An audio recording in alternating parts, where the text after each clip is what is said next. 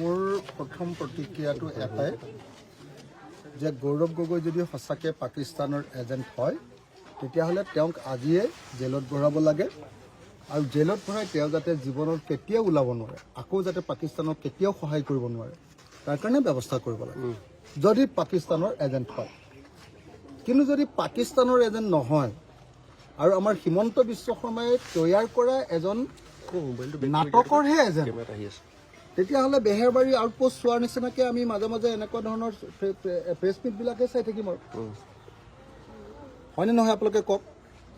যদি সঁচাকৈ পাকিস্তানৰ এজেণ্ট হয় তেতিয়াহ'লে মই জানো যে আজিৰ পৰা কেতিয়াও গৌৰৱ গগৈ আৰু বাহিৰত থাকিব নোৱাৰে। কিন্তু কোনো গ্ৰেপ্তাৰৰ প্ৰসংগ অহা নাই এতিয়ালৈকে, গ্ৰেপ্তাৰৰ কোনো কথা একো। মোক এটা কথা কওকচোন, মই যদি ৰাষ্ট্ৰদ্ৰোহী হওঁ, মই যদি পাকিস্তানী এজেণ্ট হওঁ, তেতিয়াহ'লে মোক বাহিৰত ৰাখিব নেকি কোনোবাই? কোনোবাই বাহিৰত ৰাখিব নেকি? মইতো প্ৰত্যেক দিনাই নহ'লে ৰিপৰ্ট দি থাকিম পাকিস্তানক, আমাৰ ভিতৰৰ দেশৰ খবৰবিলাক দি থাকিম। একদিনৰ কাৰণে কোনোবাই ৰাখিব নেকি? কোনোবাই আপোনাৰ পাকিস্তানী এজেণ্টক বিৰোধী দলপতি হিচাপে লোকসভাত ভাষণ দিবলৈ দিব নেকি?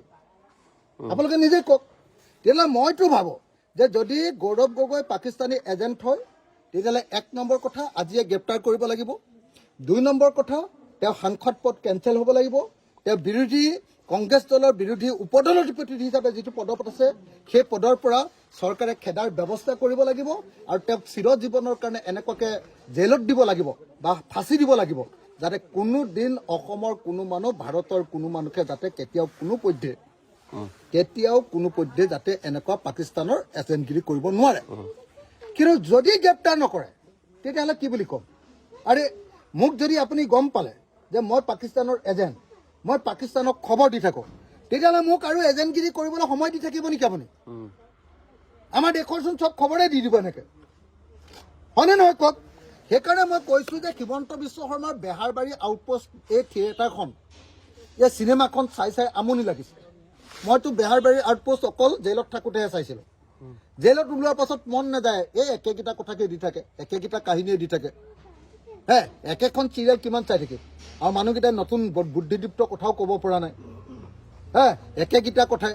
এতিয়া হিমন্ত বিশ্ব শৰ্মাকো দেখিলোঁ যোৱা 2 বছৰ ধৰি বোলে পাকিস্তানৰ আমুক কৰিছিলে, গৌৰৱ গগৈ তামুক কৰিছিলে, ভুচুক কৰিছিলে, টুচুক কৰিছিলে, সেইবিলাক কথাকে আকৌ এবাৰ কৈছে।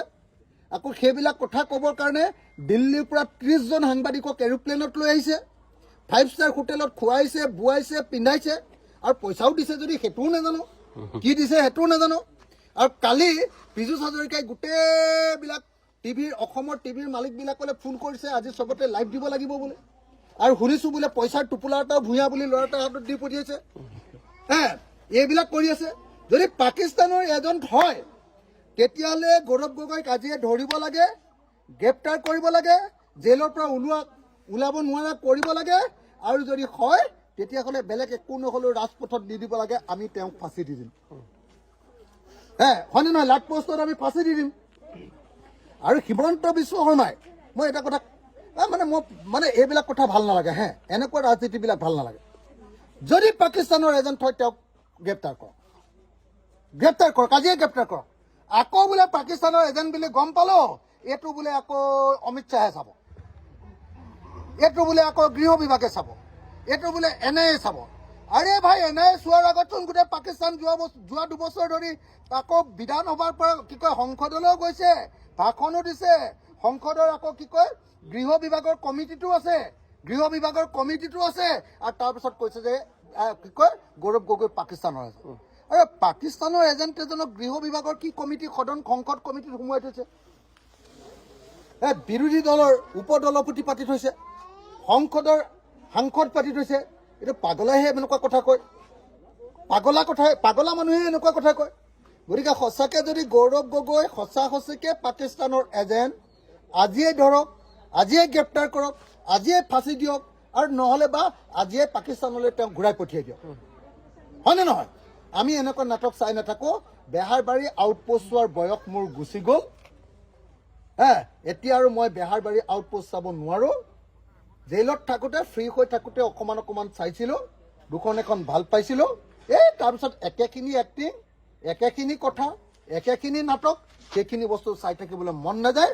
হিমন্ত বিশ্ব শৰ্মাৰ এই নাটক বন্ধ কৰক, আৰু যদি বন্ধ নকৰি এনেই ডিষ্টাৰ্ব কৰি থাকে তেতিয়াহ'লে হিমন্ত বিশ্ব শৰ্মাহে পাকিস্তানৰ পৰা কিবা লেনা দেনা কৰিছে নেকি সন্দেহ কৰিব লাগে কাৰণ হিমন্ত বিশ্ব শৰ্মা আগতে এনেকুৱা গণ্ডগোল কৰাৰ অভ্যাস আছিলে